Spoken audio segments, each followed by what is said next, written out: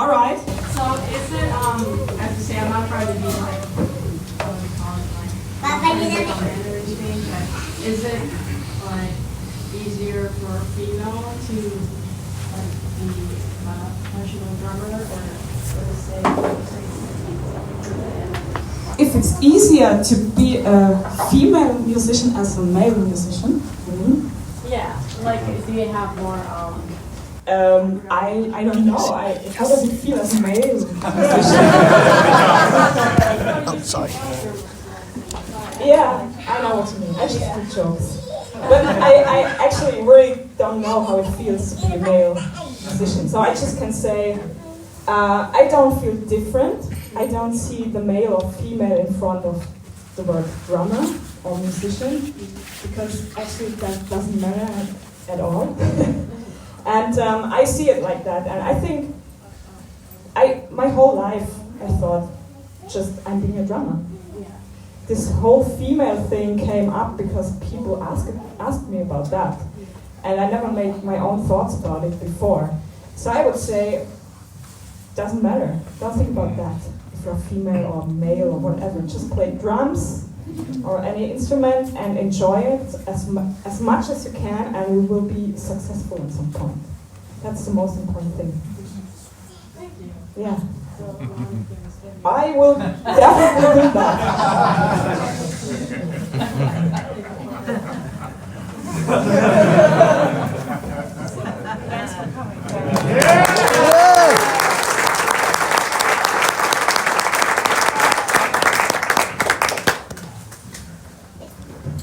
All right, there is a second question. Yeah. With Ginger Baker passing, just any thoughts on him? Any particular licks of his, or any? Just thought I'd throw that there as an open-ended question. Actually, I have to say, I'm not really influenced by all the jazz cats. He appreciates you saying that. So, yeah, I also have to say that I have influences, but I never really took those things they do one-to-one to my playing. So that means I never really checked out any specific lick, sticking or whatever. I just tried to catch the feel probably, or just the idea of what they do, but I try always to turn it into my own thing.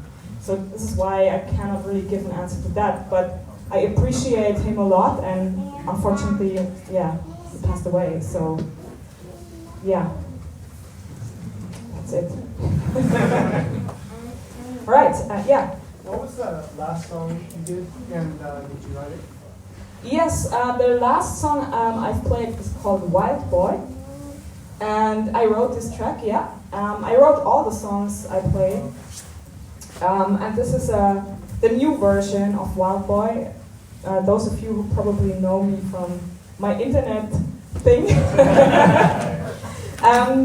you will probably know that this was mainly the first song I released, where I wrote which I wrote by myself.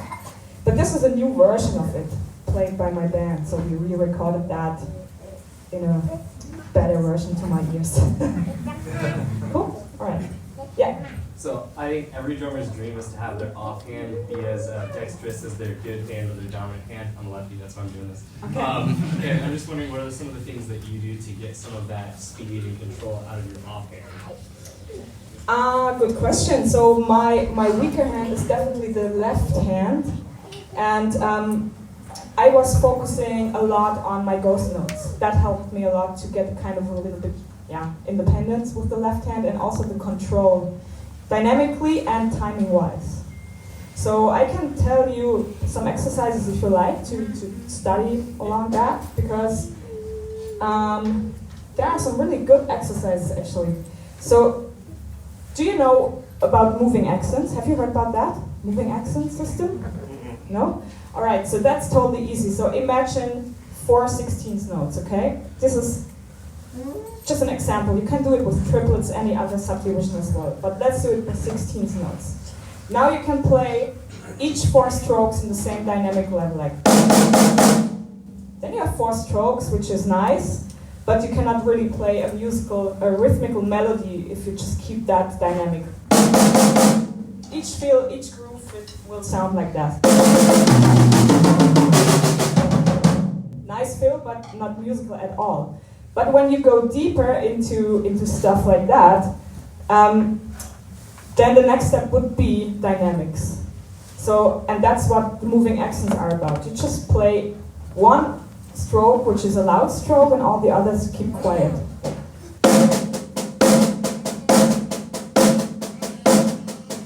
Right? And in the end, you just take one of the 4 strokes in each position and move that through your snare as a ghosting.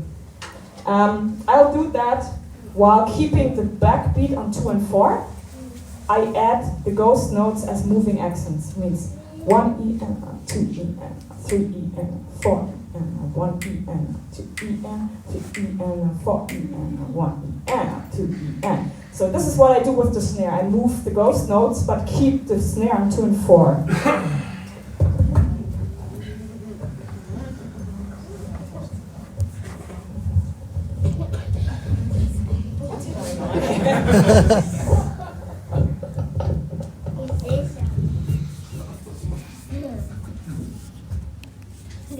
Groove. Nothing fancy, nothing complicated. It's all about the ghost notes. Okay, I start. 1. Can you hear the ghost note? That's what I'm doing.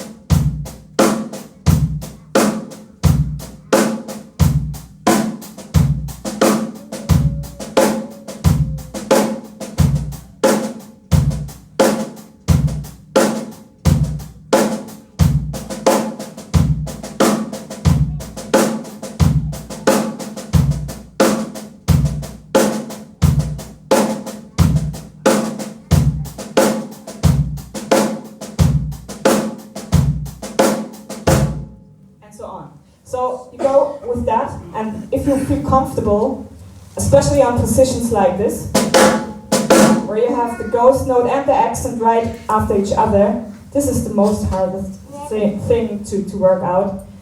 You just can improvise on a melody, for example. Just take a melody and bring it on the snare. Like, let's do like dun dun dun dun dun. Totally easy.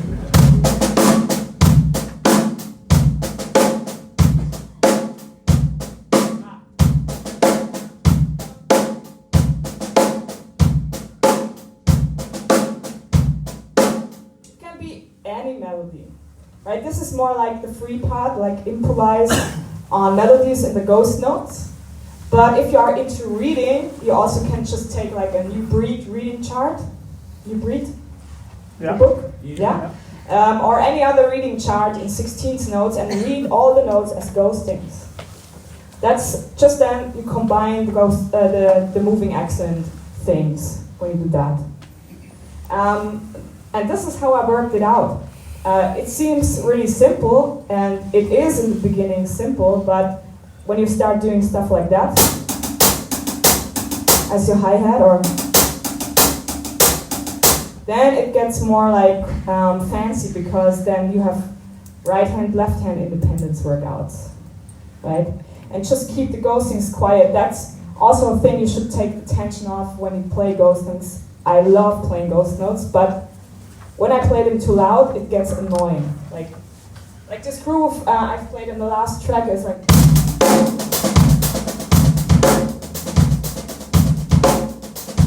Right, there's a lot of ghostings in it. When I leave them out, it sounds boring.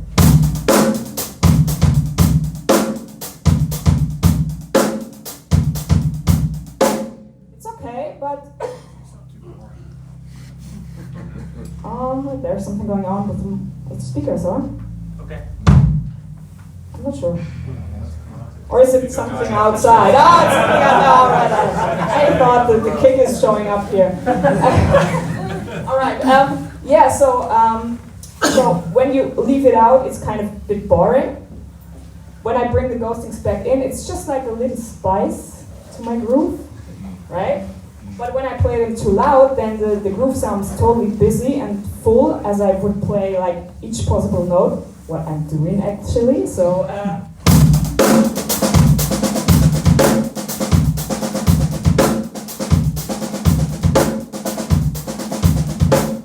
that's nice, but when you do that in a band, then you don't leave any space, right? So this is why the ghostings, they can spice up the groove a little bit, but you should have attention on the volume, right? That's really hard to control in the beginning when you start practicing on it, to play all these notes just like this. I don't do more than this. It's just a little bit wrist work, that's it. And these are mainly the exercises I did for my left hand, the weaker hand. And probably some other things like just finger exercises.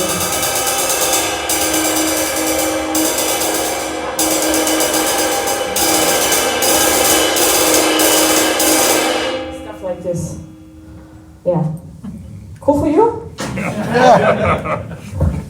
Alrighty, right. Yeah. I remember like a year or so ago, you were posting regularly about you were working on your single pedal stuff. Uh-huh. And when you were doing that, when you got stuck, because you know it happens, did you do something different or just keep doing the same thing? Good question. Yeah, I'm still in the process of working on a heel toe kind of thing on my foot, but it's just an up and down. So when I'm not at home, when I cannot practice like kind of regularly, then I feel I lose something or like immediately. So that's maybe the hardest thing I've worked on so far, I have to say. And there are struggles, and there were a time where nothing worked out, where I just like, sucked each second stroke. Of course, I just post the good ones. But I just go through it, yes. I just go through it, because that's the point. You need to have like, what's the word for that? Consistency. Patience with yourself, and and just keep going. Even if it works not for a couple of weeks, there will be a point where it will happen that it works out, at least a little bit. And when you feel that once, then just go there. I just can tell that. I never really gave up on something.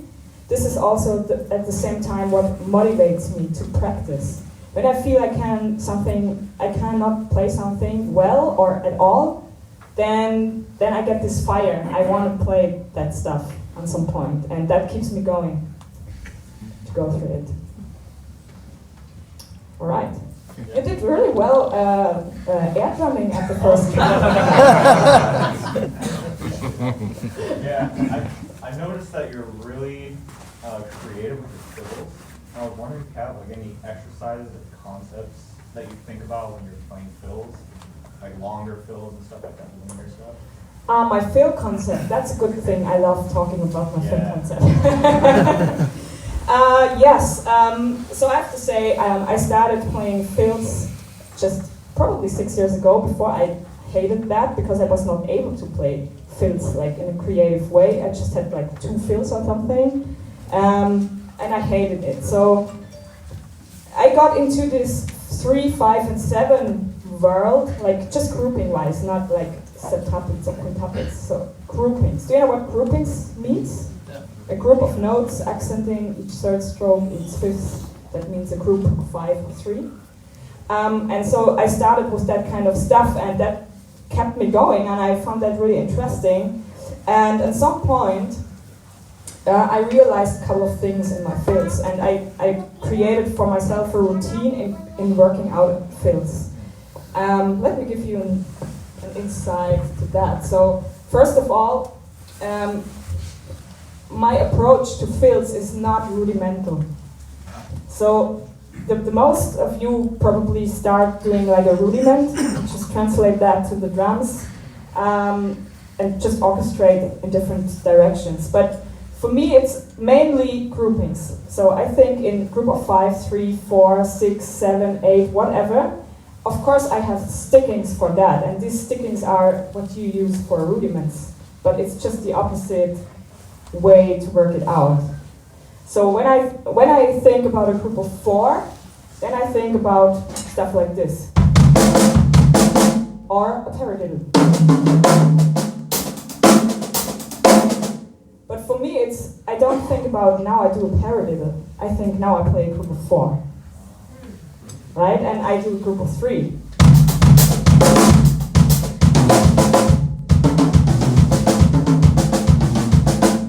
Whatever. So this is first of all my main idea of playing fills, and it's totally easy to translate such groupings to other subdivisions. Like, for example, group of 3. Like, can you clap for a second? Yeah. 16 notes is.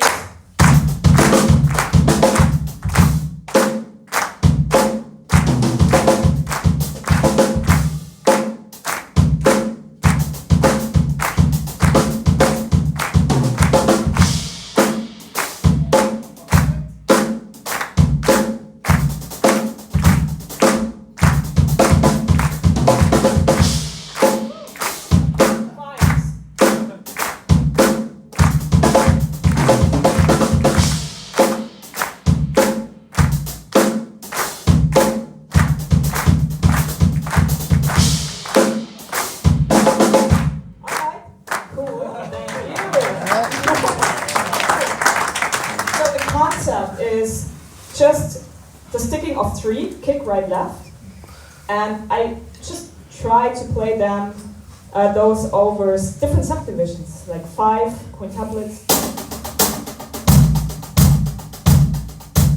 or 16th notes. Right? I just choose, mainly I choose a subdivision on the one hand and a grouping on the other hand, and just bring it together. This is what I'm mainly doing on my fills. And I also found it really interesting, like the same stuff with the ghost notes, to add some dynamics on it.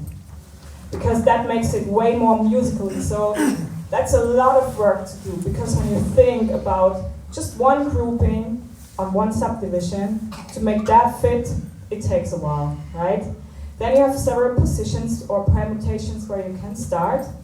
But when you add dynamics on it, to put mainly or basically a second melody to it. I give you an example on group of 3. So what I mean is group of 3, kick, right, left, and now I just play an accent on the right hand and keep the left hand as a ghosting. Then it sounds more like a shuffle.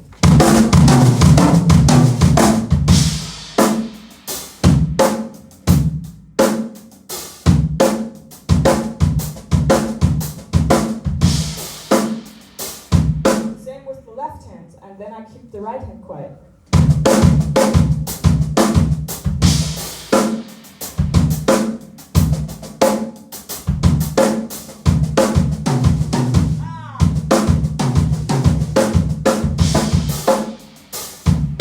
Right? And then I have some more options. I can do like an alternating thing between accents and ghost notes.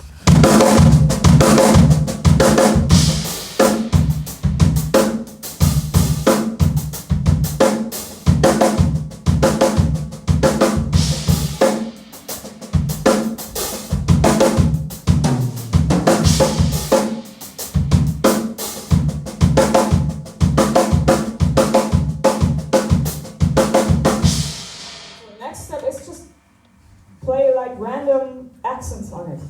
Just improvise on accents. Like.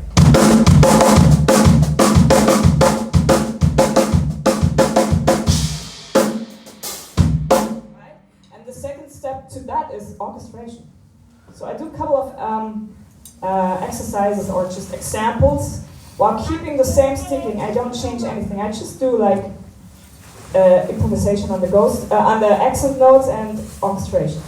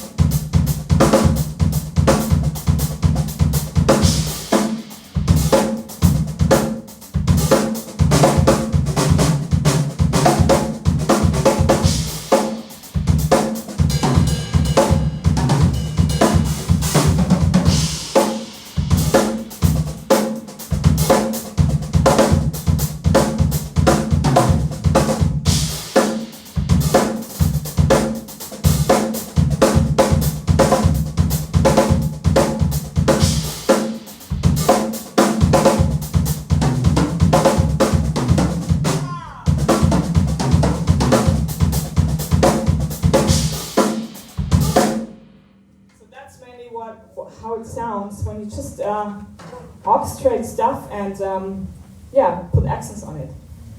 It's the same sticking, it's the same stuff all the time, which makes it easy to improvise on it. You don't have to think about what sticking is coming next or any combination of stuff. It's the same sticking, but through the orchestration and the melody you put on top, you can play just several different fills with the same stuff. Does it make sense? Yeah. Just keep it easy and simple.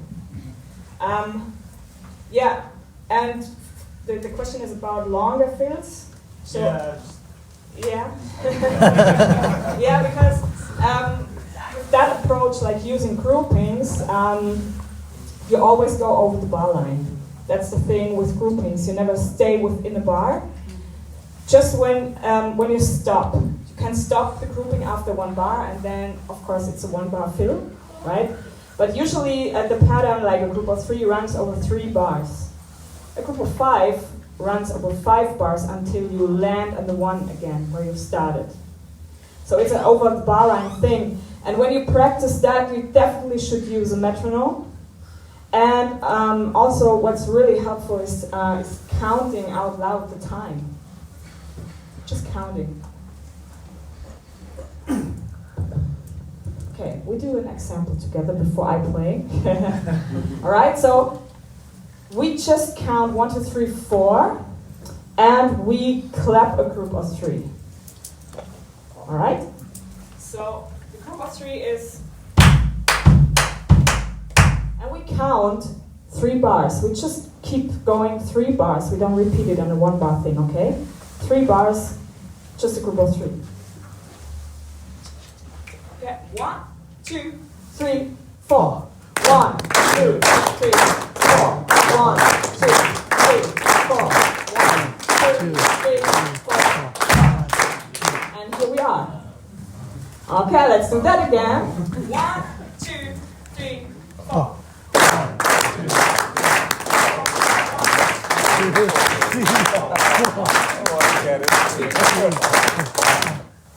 Right. So 5. Let's do 5. 5 bars. Okay. You have to just take 1, 2, 3, 4, 5. Just give me a sign when 5 bars are done. Oh.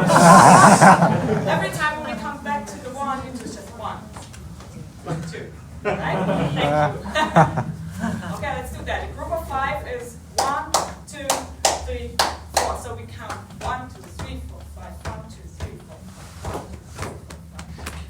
We just clap the first and the third stroke of 5 notes. Okay. 1, 2, 3, 4.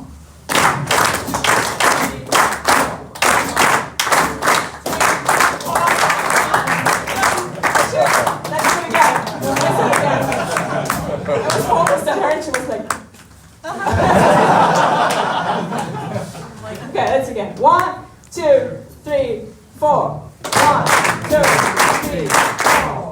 1, 2, 3, 4. 1, 2, 3, 4. 1, 2, 3, 4. Now 1, shake. I try to keep thinking when the next 5 bars are done. Shit. Okay, let's do it one more time. 1, 2, 3, 4. 4, 1, 2, 3, 4. 1, 2, 3, 4. 1, 2, 3, 4. 1, 2, 3, 4. 1. Yeah. Oh yeah, that was heavy. Yeah. So, but running it over 5 bars is cool to practice, but it makes more sense to do it like on 2 bars or probably 3. Because that's usually a thing you can really use in a track. So 5 bars is also not like, it's not, I think even is the right word?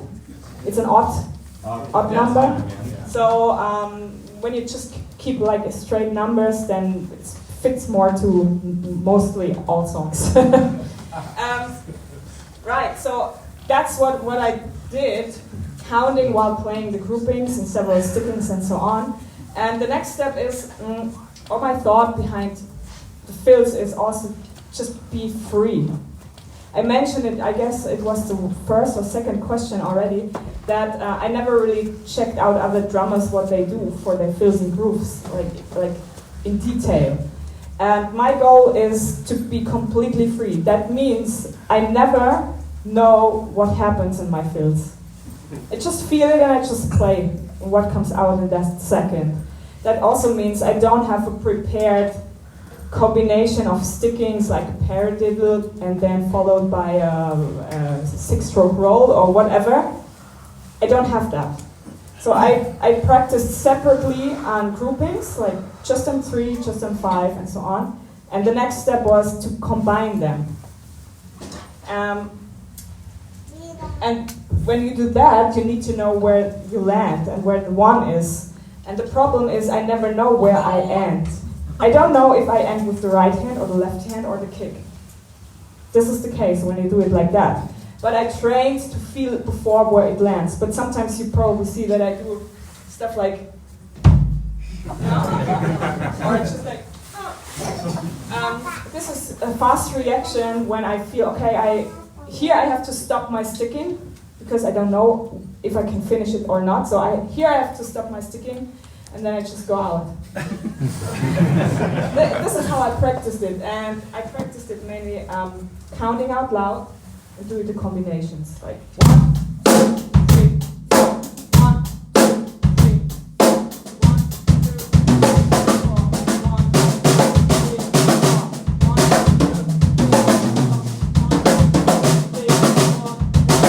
2, 3, 4, 1, 2, 3,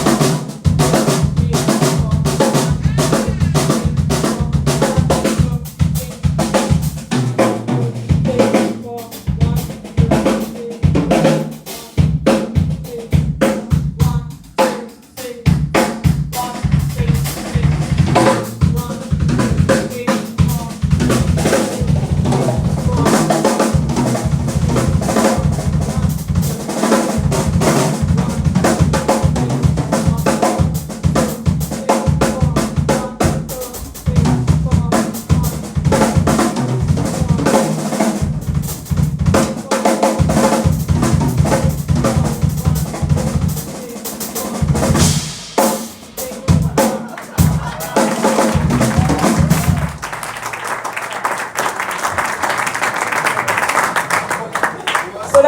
without a microphone, because then you can also play on this side of the drums. Yeah, but that's what I did.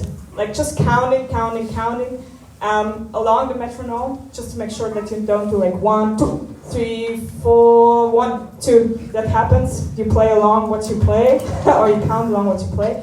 So take the metronome and just count. And this is how I practice my fills and my thought behind my goal, my approach to it. Cool? Yeah. Cool. Good. All right. Anything else? Yeah. I wonder about putting a low tom first, right near the snare. Usually you've got the small ones up top, they go on the big ones, you got a larger one right up top. Exactly. Actually, I just feel comfortable with that. There's no concept, there's no secret behind. It's just I like it. Easy answer, right? That compensates the one before. Yeah. All right. Yeah. You talked about how you came up with your fills.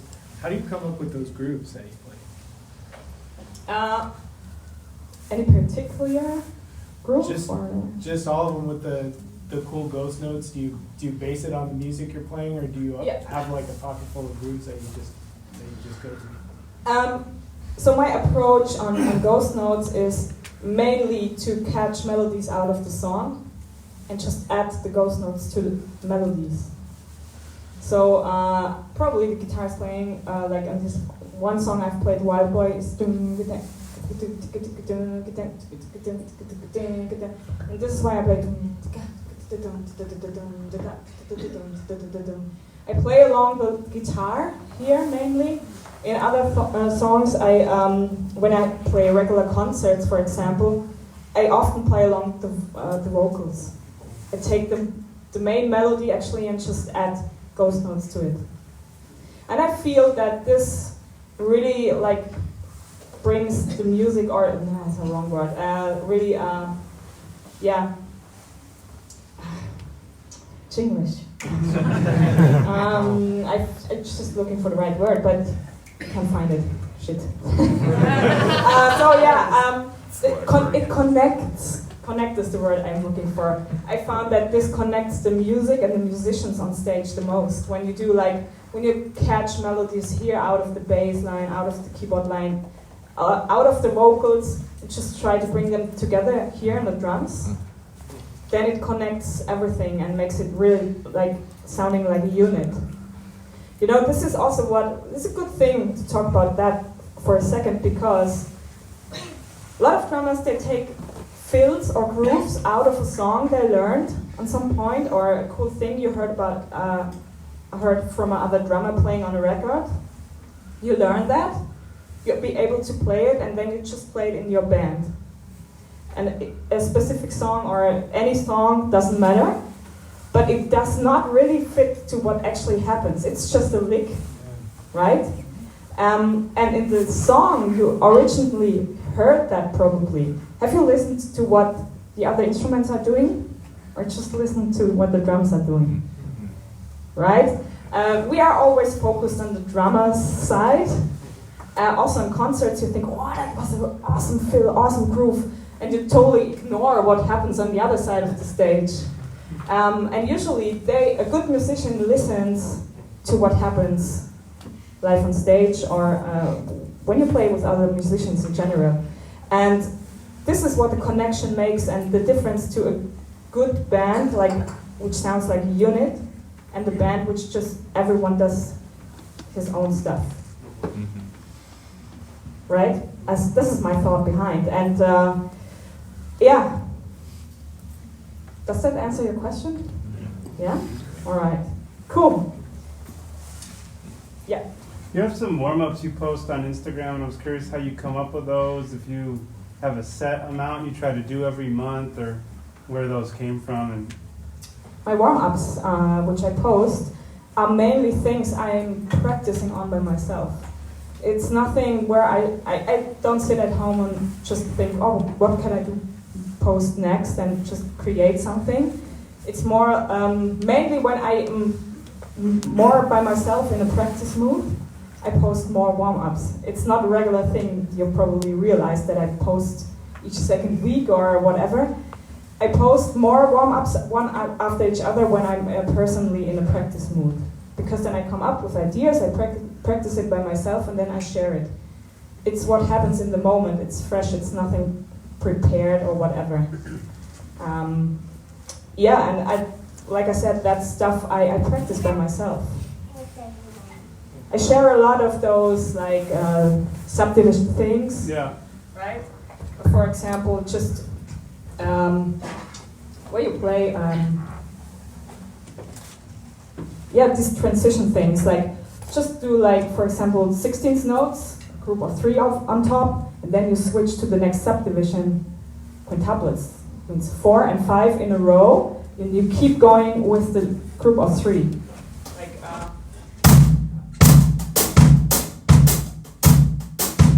one bar and then 5.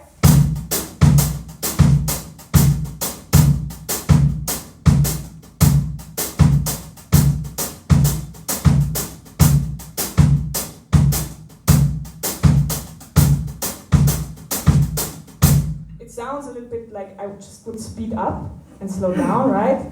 But it's like I call that speeding up with control, because I know which subdivision I use to speed up. It's not just free. It's such stuff I share, and it's because I practice it by myself. Cool. All right. Yeah. You guys don't tell my boss, but I was at work today and I binge watched all of your videos. I just wanted to ask, I've never seen anyone play kind of the scratching technique on the snare, actual snare itself. That's the couple of songs that you had to do that. Right. Actually, there are some jazz drummers that do it. because you have to play it kind of soft, otherwise you just destroy the wires. Or the head, because the razor head is really thin. So yeah, I just came up because I played in a band where we did like electronic music, like electronic rock, but I was like I was forced to tune stuff in this direction of the snare, for example, because at home the trigger stuff doesn't work for the front of house guys. So when we played live concert, it sounded always like crap because they didn't understand the balance between a sample and a live setting. So they always put the samples too low, and I can't tell you stories about that, but it doesn't matter. So I was forced at some point to figure out ideas how I can create like electronic sounds with acoustic instruments. And the scratching thing was one thing, and also the tuning of the side snare, which was my main snare at that time. And as I wrote my own songs, as I started doing that, I just like bring in these experiences. This is how I came up with that. Yeah. For me, was the new thing was doing it in 7 or in 5, because you have this alternating scratching thing.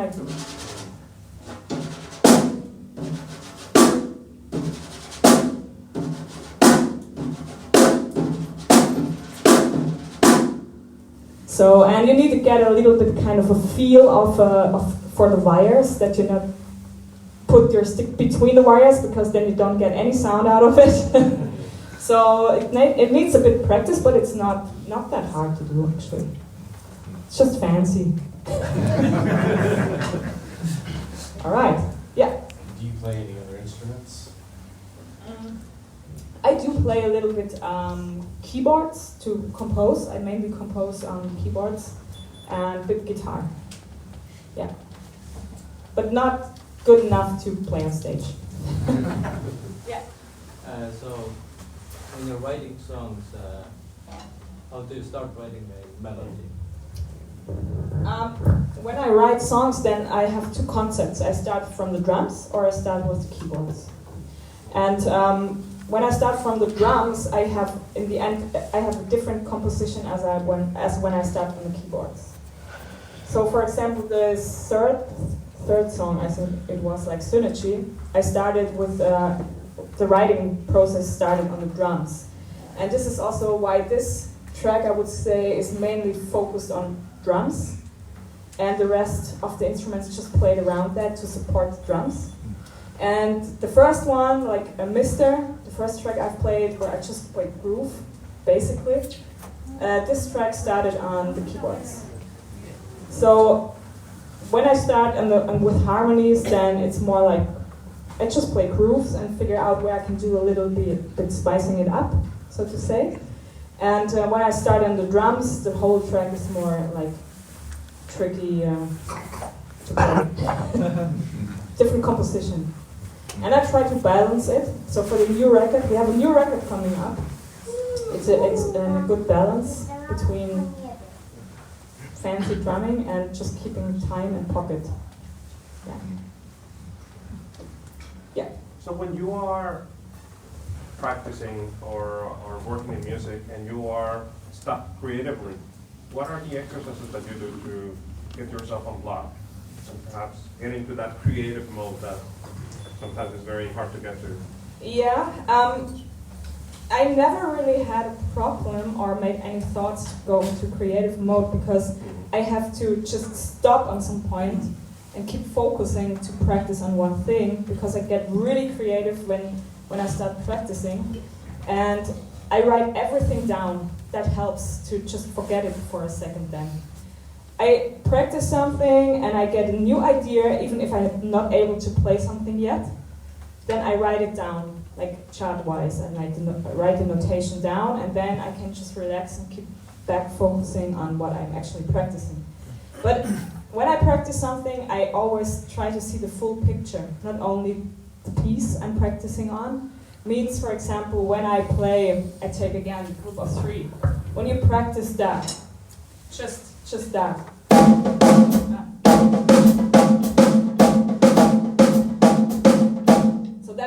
thing to play that, but what can you do with that?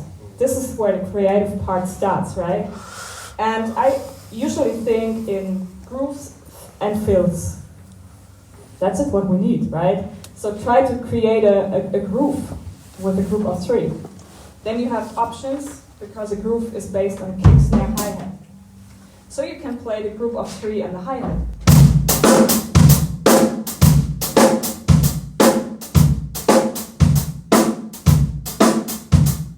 But you will just be able to play that when you already have the melody of the 3 in mind. Before that, you will not be able to play that.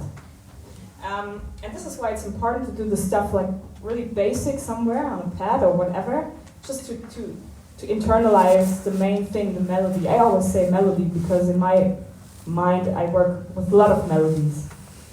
So yeah, you can play it on the hi-hat, or you just can play it on the kick, like.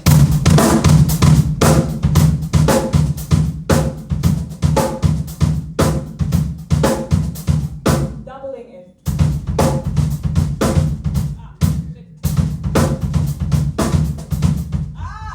What's wrong?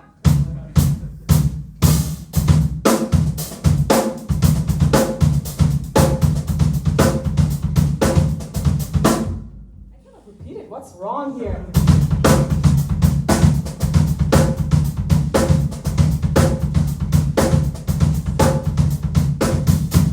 Oh, Jesus Christ. Yeah, so sometimes the easy stuff is not working anymore. Yeah, so you can do that, and you also can connect instruments.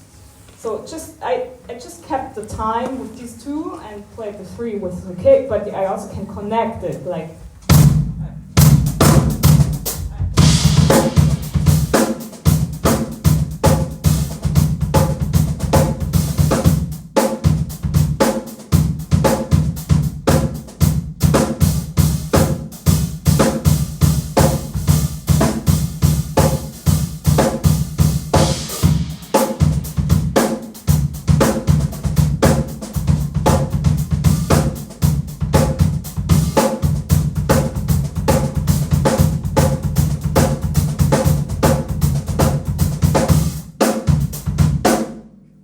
So that's where it starts to get creative. Or you can also say, I split the group of 3 between kick and snare.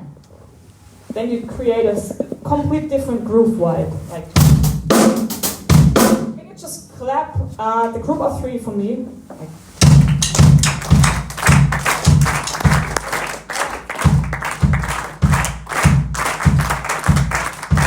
one bar.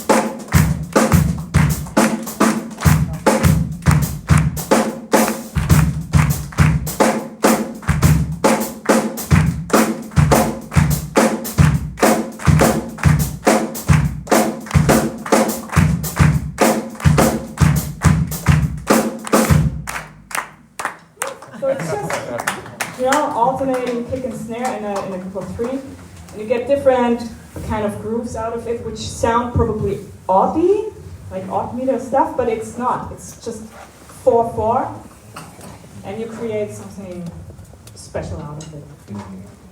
So try to make connections. This is my way to get creative on that stuff. And always keeping it simple in mind. The melody is just dum dum dum dum dum dum dum dum dum dum. Cool? Yeah. Right, yeah. Can you talk a little about how you use the internet? That you went from 0 to like 800,000 followers on Instagram and millions of YouTube views? Like when it became a strategy versus something you just did? Yeah, I have to say I never planned all this stuff. I never planned to be here, so I'm happy to be here, but I never planned all this, what happened in the last 7 years. Or let's say at least the first 4 years. It just happened by, I won't say accident, but my teachers forced me just to put something out to get like some good jobs around my area, that people can see, okay, she's able to play the drums. So I put out this one video, and then I got all these views and blah blah. I never really did something for that. I never really promoted my stuff. So this is why I cannot say this is what you have to do to make a successful career on the internet. So because it happened, and I just like took what I could, offers and all that stuff. I got offers to record, I got offers to play for other artists or doing this, like clinics. I just took offers the first 3 years. And it took me 2 years until I realized what happened. Because it changed my life completely from one day to the other. I have to say that it's true. I had already really good bands I was playing with. I had a lot of students, I was teaching a lot. I had like a session work stuff going on, so I was really settled already in what I was doing. And with that, everything changed. And after a while, I just quit bands more and more and more to be focused on my own stuff, to work that out, to create music by myself. And I think this was also the point or a process on 3 or 4 years until I took it into something serious, like a business for myself. And that means at some point I make thoughts about, okay, what's coming up next? How can I keep it fresh? What do I have to do to make a good presence on the social media, Instagram and blah blah. But my main thing always was and still is be authentic. So when I don't have anything to say for 2 weeks, then I don't post anything for 2 weeks. So I don't have a plan, like a posting plan that I post each second day or prepare stuff that I have something ready to post. I don't do that. It's with the warm-ups. When I practice by myself, a lot on the pad, then I share that stuff with you. When I don't practice that much by myself, then I don't share anything because I have nothing prepared. There is no plan. I just do what feels right in the moment, and I always did that, and that guides me. That just guides me. It's just here, in here, when I do decisions. You know what I mean? And being authentic is the most important thing, I guess. If you try to be someone else or to just be like someone else, then it will not work out. So that's my thing. Yeah. So I can unfortunately not say, I do this and I prepare that and this is my plan and I just checked all the numbers, like statistics. I of course checked that at some point a little bit, but it's a job by itself to take care about stuff like that. I don't want to do that. I just want to play drums, and that's it. So yeah, cool. All right, yeah. Your song Queens, you mentioned how it was kind of all based on quintuplets, which is something I personally haven't got to yet. How did you come up with designing a backbeat around something like that? And maybe the notes you wouldn't play, too. Okay, the quintuplet stuff. I came up through a jam with a bass player with that. So he asked me if I can do anything in 5, and I was not able to do it. And like I said, when I'm not able to do it, I just get interested in it more and more. And I thought, okay, that would be cool to figure out what I can do on 5s. Because I just knew 5s from like rudimental playing on a snare or classical stuff, but I never really heard it in a groove context. And so I was looking for drummers who already just have something out, a book or a DVD or just YouTube. But that was 7 years ago in the meanwhile. It was 7 years ago, Jesus Christ, yeah. And I could not find anything that time. Now you will find a lot of stuff, but that time I could not find anything. And so I was forced to figure it out by myself. And I love backbeats. I always have been like very groove focused. And so I wanted to keep that. I just wanted to keep like 1, 2, 3, 4. And I figured out kind of variations in the hi-hat. I just found out that you actually have the same options like in 4. Like in 4 you have this option or this option. Or just that. Right? There's several options how to play a hi-hat. And the same stuff is in 5. So when you have 5 and just play, for example, 1, 3 and 4, then it sounds like this. 1, 2, 3, 4, 5. 1, 2, 3, 4. 1, 3, 4. 1, 2, 3, 4, 5.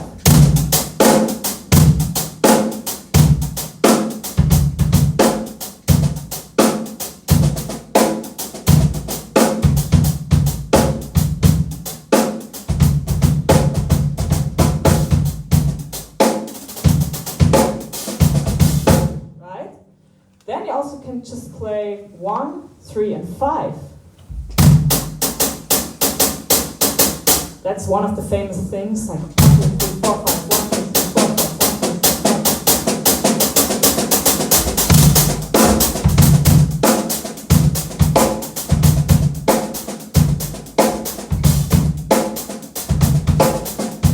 4. So that's another thing, and then you just can play less notes, like take the pause and play 1 and 4 of 5s. 1, 2, 3, 4, 5. 1, 2, 3, 4, 1, 4, 1, 4, 1, 2, 3, 4, 5. And then it sounds like this.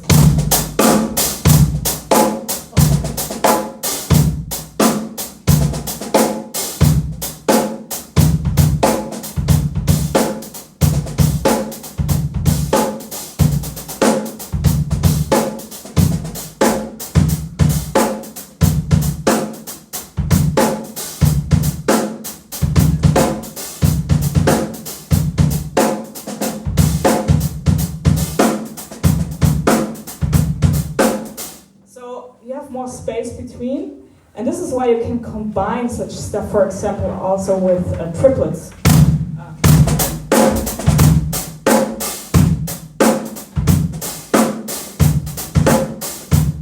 Hold on.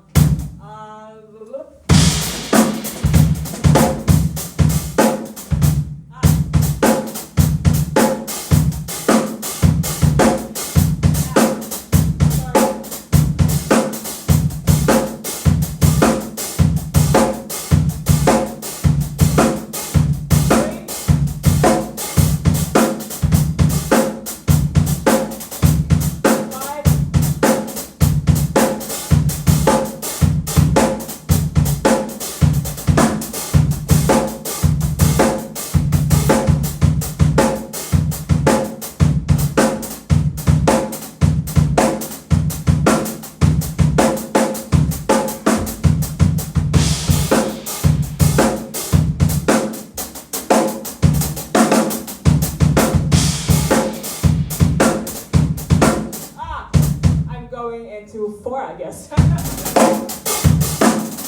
Yeah, but that's the thing, you can combine that when you leave space, then it's just like going a bit forward or backward to create a different feel to it. Yeah, this is how I use that stuff for grooves. Cool. Cool? I like the Carter thing. Huh? It's kind of like how Carter does it on the hi-hat with like Dave Matthews Band. I never heard that. He kind of like plays takes notes out where you would think they might be in different places, and I thought that was kind of cool how you did grooves like that. Yeah. Cool. Yeah, leaving space is really interesting with that kind of stuff. Yeah, there's one in the back. Yeah, so how do you prioritize playing with bands and promoting yourself? Like, are they, like, like bands that you are friends with, and then you say no to them? Yeah, I have to do decisions all the time, like this. Like when you get a request for a tour or just be a kind of a member of a band, I have these requests. I actually just didn't do a big request, like a big thing. I just said no because I usually decide for my own project, for my own music. Because everything else is taking too much time out of that. And I spent too many years and too much energy and time on creating what I do now, like create own music, promote that. I also do like shows with my band, Neville, and I organize it by myself, so that's a lot of work. And like I said, I had to just quit bands more and more and more to do what I do now. So this is a full-time project, full-time job. And at home, I do session work. I still play with other artists, but just for a couple of concerts. And probably I do stuff like a 2-week or 4-week tour, but not longer for other artists, because if it's a thing what takes more time, then I cannot be focused on that anymore. And you know, when I don't do my own thing for a year or so, then I have to restart from like somewhere else. You know what I mean? So you have to get back to the people, they have to remind you and the music and all that stuff. And I took too much time, I spent too much time on all that I want to stop doing this. So, but probably if John Mayer is calling, I would say, okay. I probably stopped that for a while. All right, so we have one more question. Yeah. I know that you said that you don't copy licks and things from other drummers, but what drummers would you say have the biggest influence on your sound? Definitely Jeff Porcaro. Okay. Definitely J.R. Robinson, definitely Steve Jordan, definitely Jojo Mayer, definitely Chris Coleman, definitely, yeah, big hero. Definitely Bennett Grapp, Adam Ditch. I would say these are my main influences. Yeah. No female drummers? No. No. All right. I play a little bit more. Yeah. All right.